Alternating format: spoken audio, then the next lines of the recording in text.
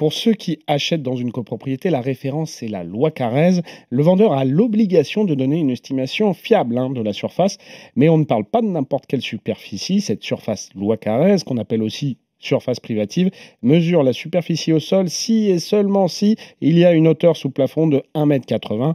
On ne prend donc pas en compte les parties mansardées en dessous. Il y a aussi pas mal de choses à enlever, les surfaces des murs, des cloisons, des marches, des cages d'escalier, des gaines ou encore des embrasures de portes et de fenêtres. Et pour les caves?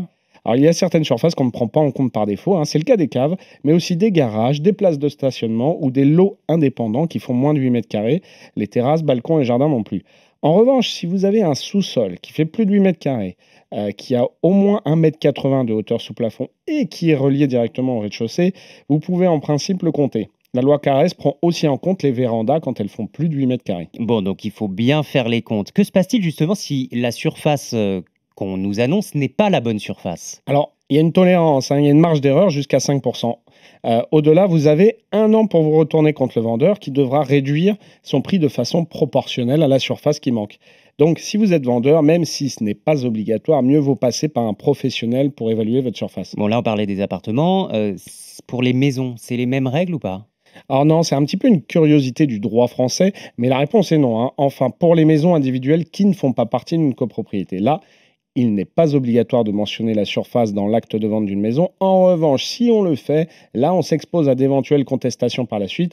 C'est pour ça que la plupart du temps, vous avez ce qu'on appelle une clause qui exclut toute garantie de contenance. Dans le neuf, que ce soit en maison individuelle ou un appartement sur plan, c'est un peu similaire. Si le promoteur s'est engagé sur une surface, dans le contrat, il doit vous livrer les mètres carrés indiqués. Et quand on est locataire, comment ça se passe? Eh bien là encore, c'est une autre méthode de calcul. En effet, dans la location, on parle de surface habitable et non de surface loi Carrez, car cette fois, c'est une autre loi qui s'applique, la loi Boutin. Et il y a quelques petites différences notables, mine de rien. On garde le principe d'une hauteur sous plafond de 1,80 m, mais là, les sous-sols ne sont plus pris en compte, comme par exemple la cave d'un souplex, les vérandas, les greniers, les combles non aménagés non plus. Alors, même principe ou presque, si la surface louée est inférieure de 5% ou plus à celle marquée sur le bail, le locataire peut demander devant la justice une diminution du loyer qui sera proportionnelle, mais attention, cela ne s'applique que pour les biens loués vides. Par ailleurs, dans toutes les villes où les loyers sont plafonnés en fonction de la surface, cette fois-ci que ce soit en meublé ou non, pas de différence, cela peut aussi permettre au locataire de demander une baisse de loyer si les plafonds ne sont pas respectés.